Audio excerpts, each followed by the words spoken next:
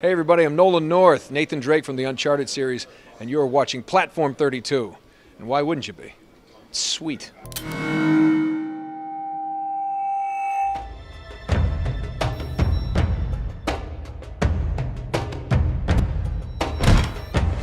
Well. Sony's very own Indiana Jones-esque poster boy Nathan Drake is back once again, bringing along his trademark imposter jumps and sharpshooting skills in Uncharted 3 Drake's Deception, the newest installment to the PlayStation 3's exclusive series.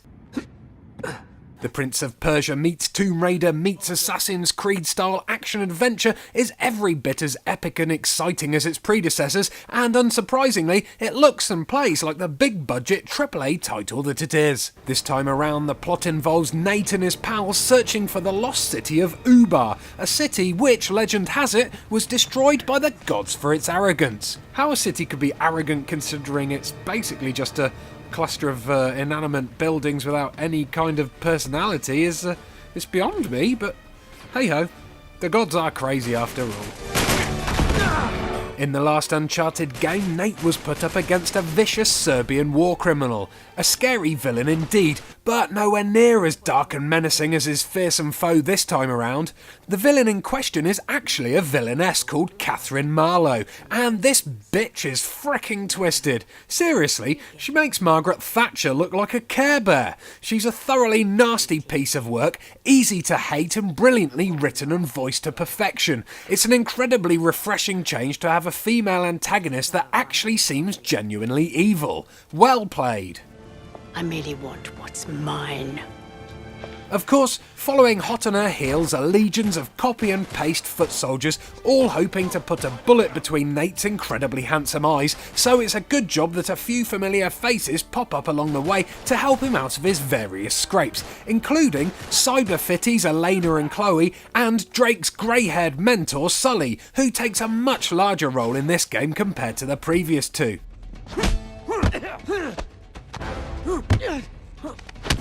The game starts off in London, somewhere in the sleepy suburbs of Stereotypesville, where every inhabitant of the local pub Nate visits is a variation on the flat cap wearing, super stocky skinhead football hooligan type.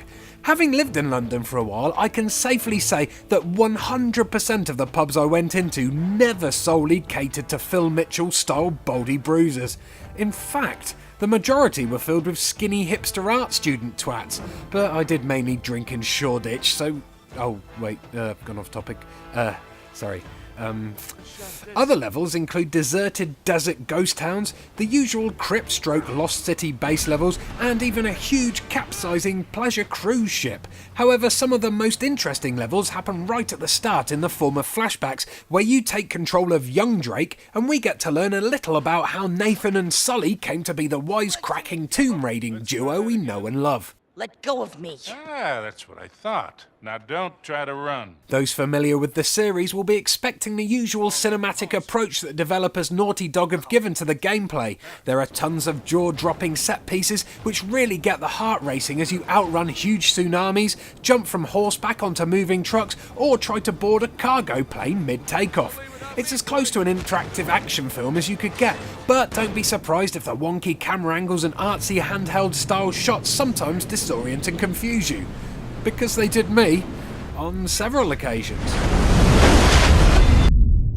At its most simple core, the Uncharted games have always been about two things: climbing and shooting.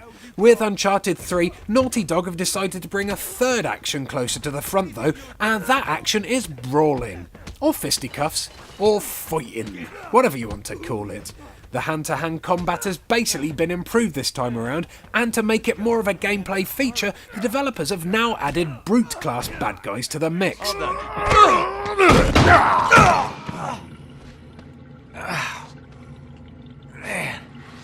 These burly buggers take a lot of beating, so learning how to counter and dodge properly is vital for your survival. It all becomes a bit dull and repetitive after a while though, as you soon realise that going toe-to-toe with these guys is basically just a simple quick-time event with the same button outcomes each time. The game really could have done with some kind of combo system similar to the recent Batman games in order to make the fisticuffs a little bit more exciting. Maybe in Uncharted 4, eh guys? The climbing, like past games in the series, is really linear, and because of this it's almost unnecessary. It would have been nice if there were multiple paths to choose from as you scaled the many walls and ledges, but the on-rails nature of these sections really dulls the action. Crazily, there has been the inclusion of vertical combat in a few of the levels to spice things up, but it doesn't happen very often, and it feels like it's been lifted straight out of Dark Void, another game whose main character is voiced by Nolan North, the handsome chap who introed this video and who plays Nate in this game. I wonder if they did that on purpose. Anyway, as per other Uncharted games, expect plenty of those aggravating moments where, after a long drawn-out moment of cliff climbing, Nate just jumps to his death in some random direction that you are not expecting or wanting. It happened to me loads. Aim for the ledge to the left, Drake jumps backwards and ends up smashing his spine on a jagged rock. Weak. Yeah, it could just be my inability to control the game properly, but I doubt it. I think it's just got occasionally dodgy climbing controls. Well, either that or Computer Drake has developed artificial intelligence and he's actually suicidal. Or even just enjoys being a complete and utter game-ruining arsehole just for the hell of it. There are of course puzzles in the game too. Expect the usual turn some cogs, point light at some stone stuffs, or let some water out of a thing into another thing puzzles. And to be honest, thanks to the familiarity of these puzzles, none of that taxing. Even if you get stuck, hint prompts flash up on the screen if the game thinks you've spent far too long scratching your confused noggin. It's hand-holding gameplay at its best, yo. Oh, crap!